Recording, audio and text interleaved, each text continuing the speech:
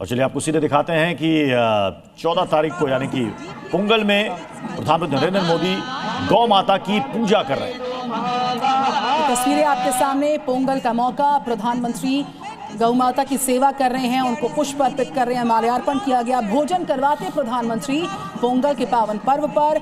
आज मकर संक्रांति का पर्व भी है, ऐसे मौके पर पीएम मोदी गौ सेवा में लीन नजर आ रहे हैं। एल मुरुगन के आवास पर प्रधानमंत्री नरेंद्र मोदी हैं और वहां पर देखिए गाय की पूजा कर रहे हैं, क्योंकि 14 तारीख को देश के अलग अलग हिस्सों में कहीं पोंगल मनाया जाता है, कहीं मकर संक्रांति, कहीं से टूसू का नाम दिया जाता है। तो अलग अलग जगहों पर इसे अलग अलग नामों से इस त्योहार को मनाया जाता है।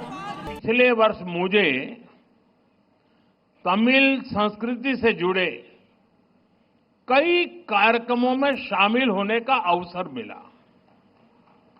मैंने तमिलनाडु में 1000 साल पुराने गंगईकोंडा चोलापुरम मंदिर में पूजा की।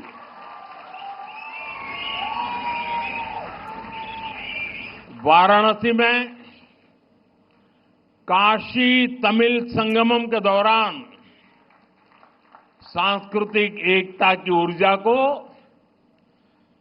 पल पल उसके साथ जहां भी रहा मैं जुड़ा रहा, मैंने उसे महसूस किया। जब मैं पंबन ब्रिज के लोकार्पण के लिए रामेश्वरम गया था तो तमिल इतिहास की महानता का फिर एक बार साक्षी बना था। हमारी तमिल संस्कृति पूरे भारत की साझी विरासत है। इतना ही नहीं, पूरी मानवता की ये साझी विरासत है। मैं एक भारत श्रेष्ठ भारत की जिस भावना की बात करता हूं, उसे पोंगल जैसे पर्व और सशक्त बनाते हैं। साथियों, दुनिया की लगभग सभी सभ्यताओं में फसलों से जुड़ा कोई न कोई उत्सव मनाया जाता है। तमिल संस्कृति में किसान को जीवन का आधार माना गया है। तिरुकुरल में कृषि और किसानों पर विस्तार से लिखा गया है। हमारे किसान राष्ट्र निर्माण के मजबूत साथी है। उनके प्रयासों से आत्मनिर्भर भारत अभियान को बहुत मजबूती मिल रही है। केंद्र सरकार भी किसानों को सशक्त बनाने के लिए प्रतिबद्ध होकर लगातार काम कर रही है।